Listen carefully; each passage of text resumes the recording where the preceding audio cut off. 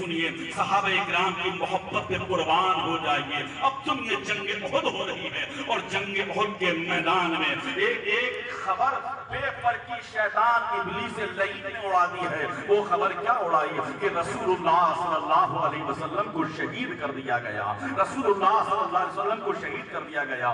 یہ خبر مدینہ طیبہ میں آئی ہے اور جب مدینہ طیبہ میں یہ خبر پھیلی ہے لوگوں کی عقل حیران، لوگ پریشان حال کہ رسول اللہ کو شہید کر دیا گیا. لیکن اسی درمیان دیکھا جو ایک عورت ہے اور وہ عورت وہ ضعیفہ عورت ہے، وہ عورت فوراً ہی اپنے گھر سے نکلی اور نکلنے کے بعد شہر مدینہ سے مدینہ کی بستی سے نکلی اور احد کی جانب جا رہی ہے. جیسی احد کی جانب چلی ہے چلنے کے بعد میں ادھر سے لوگ آ رہے ہیں. جیسی لوگ آئے اس نے پوچھا کہ یہ بتاؤ کہ تم کہاں جا رہی ہو؟ وہاں تو میں جنگ ہو رہی ہے احد کے میدان میں اور تم وہاں پہ جا رہی ہو. کہا ہاں میں وہیں پر جا رہی ہوں، میں احد کے میدان میں جانے کا ارادہ لے کر چلی ہوں. کہا کہ اچھا ایک بات یہ بتاؤ کہ تم وہاں تو جا رہی ہو لیکن تمہارے شوہر کو وہاں شہید کر دیا گیا، تمہارے بیٹے کو وہیں شہید کر دیا گیا ہے اور تمہارے بھائی کو بھی شہید کر دیا گیا ہے. تم احد کے میدان میں جا رہی ہو. کہا کہ میرے بھائی کو شہید کر دیا. کہاں شہید کر دیا. میرے شوہر کو بھی شہید کر دیا.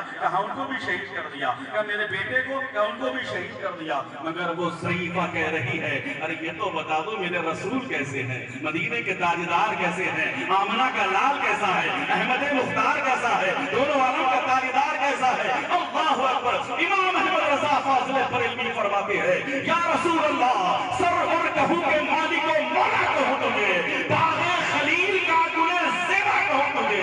اللہ نے تیرے جسم منور کی تابش ہے، اے جانے جانے جانے تجلی کہوں تجھے. تیرے تو تابش ہے بری، حیران ہوں میرے شاہ کیا کیا کہوں تجھے. شریفہ کہہ رہی ہے بیٹے کی فکر نہیں ہے، باپ کی فکر نہیں ہے، شوہر کی فکر نہیں ہے. یہ بتاؤ مصطفیٰ کیسے ہے، آمنہ کا لال کیسا ہے. کیا رسول اللہ تو صحیح ہے. کہا ابھی مجھے یقین نہیں آ رہا ہے. اب اس نے یہ نہیں پوچھا کہ میرے بیٹے کو بھی شہید کر دیا کتنا صدمہ ہوگا، شوہر کو بھی شہید کر دیا کا کتنا صدمہ ہوگا. گھر والوں کی کوئی فکر نہیں. اگر فکر ہے تو مصطفیٰ کی فکر ہے، مدینے والے کی فکر ہے. آگے کو بڑھی. اس نے کہا ابھی مجھے یقین نہیں آ رہا ہے، میں نے سنا ہے کہ رسول اللہ کو شہید کر دیا. آگے کو بڑھی. میدان میں پہنچی. میدان میں پہنچ کر نظر اٹھائی تو دیکھا مصطفیٰ جان رحمت کے چہرے کو دیکھ لیا ہے. سبحان اللہ. آقا کی بارگاہ میں حاضر ہو جاتی ہے اور آقا کی بارگاہ میں حاضر ہوئی. مصطفیٰ کے جمال یار کو دیکھا ہے، مصطفیٰ جان رحمت کے چہرے کو دیکھا ہے. سبحان اللہ. کیسا چہرہ ہے مصطفیٰ کا. امام عشق و محبت فرماتے ہیں یا رسول اللہ اٹھا دو پردہ دکھا دو چہرہ کہ نور باری حجاب میں ہے، زمانہ ہو رہا ہے کہ مہر کب سے نقاب میں ہے. امام اہل سنت فاضل بریلوی فرما رہے ہیں یا رسول اللہ جلی جلی او سے اس کی پیدا ہے، سوزش عشق چشم والا کباب آہو میں بھی نہ پایا، مزہ جو دل کے کباب میں ہے. اور وہ ضعیفہ وہیں پر جا کے کھڑی ہو جاتی ہے اور ہونے کے بعد وہیں پر دیکھ رہی ہے مصطفیٰ جان رحمت کا دیدار کیا. دل کے اندر ٹھنڈک محسوس ہوتی ہے، دل کو تراوٹ مل جاتی ہے کہ میرے مصطفیٰ یہ اللہ تیرا شکر ہے بالکل صحیح سالم ہے. آقا ارشاد فرما رہے ہیں دیکھ تیرے شوہر کو شہید کافروں نے کر دیا ہے، تیرے بیٹے کو بھی شہید کر دیا ہے، تیرے بھائی کو بھی شہید کر دیا ہے.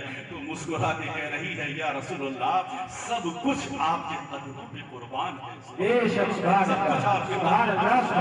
یہ محبت ایسا نہیں کہ مردوں نے ہی رسول سے کی ہے بلکہ اور مردوں سے زیادہ تو احسان میرے رسول کے بیٹیوں پر عورتوں پر ہے. عورتوں کو اور زیادہ عمل کرنا چاہیے. لیکن آج کیونکہ وہ دور نگاہوں کے سامنے رکھیے گا جب مکے کی سرزمین پر اور جب بچی کسی کے گھر میں پیدا ہوتی تھی تو اس کی گردن مسل دی جاتی تھی اور اس کو زندہ درگور کر دیا جاتا تھا. کوئی جوان بیٹی ہوتی تھی اس کو لات عزا حبل کے نام پر اس کو ذبح کر دیا جاتا تھا.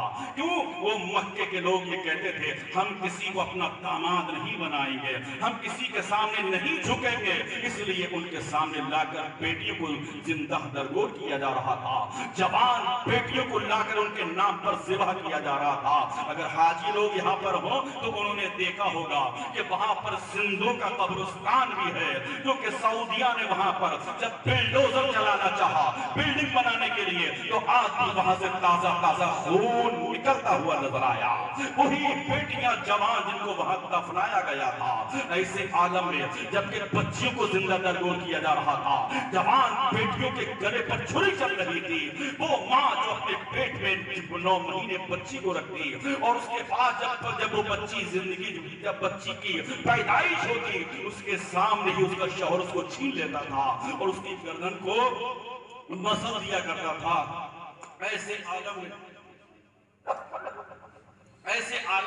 जबकि सब परेशानी हाल थे, ऐसे आलम में वो माए, उनकी आंखों से आंसू आ रहे थे, वो माए रो रही थी। बच्चियां जवान बेटी हुई और जवान बेटी को ले जाकर नहला धुलाकर तैयार करके लेकर गए, ले जाकर उसी पहाड़ की ओड़ में ले जाकर वहां पर दफन कर दिया। बेटी को जवान को दफन कर रहे हैं, वो अंदर से हाथ जोड़ के कह रही है, अब्बा मैंने कौन सी गलती की है जो तुम मुझे यहाँ दफन कर रहे हो? मैंने कौन सा गुनाह किया है? अरे तुम मुझे इस कब्र में से, गड्ढे में से निकाल लो, मैं तुमसे वादा करती हूँ पूरी जिंदगी मैं तुम्हारे घर की दहलीज पे नहीं आऊंगी, मैं भीख मांग मांग कर गुजारा कर लूंगी, अपनी जिंदगी का गुजर बसर कर लूंगी। लेकिन वो बाप और मक्के के लोग कहते थे नहीं नहीं, अब तुझे इस गार से निकलने नहीं दिया जाएगा, इस गड्ढे से तुझे बाहर नहीं आने दिया जाएगा। पथरीली जमीन, पत्थर उसके ऊपर डाले जा रहे हैं, जवान बेटी चीखो पुकार कर रही है, मैंने कौन सा गुनाह किया? मैं तो तुम्हारी बगैर इजाजत कभी घर के बाहर भी नहीं निकली थी। अल्लाह अकबर, कैसा आलम था। अगर कोई सब्जी खरीदने जाता, पैसे नहीं होते तो औरत को दे आता था। यहाँ तक कि आलम हो गया, औरतों को नंगा नाच नचाया जा रहा था। ऐसे आलम में आज लोग कहते हैं कि बच्ची बचाओ, बच्ची पढ़ाओ। तुम आज कह रहे हो गाड़ियों के पीछे देखो लिखा मिलेगा, दीवारों पे देखो लिखा मिलेगा, बच्ची पढ़ाओ, बेटी बचाओ। लेकिन ये तो हमारे रसूल ने अब से 1400-1450 वर्ष पहले बताया नहीं बल्कि करके दिखा दिया है। सुभान अल्लाह, रसूल ने ये करके दिखा दिया कि बेटी को पढ़ाना भी है और बेटी को बचाना। जिंदाबाद, नारे तकबीर। अब आप खड़े होकर के सैयद साहब की आमद की खुशी में जरा बुलंद आवाज से नारे के जवाब दें। नारे तकबीर।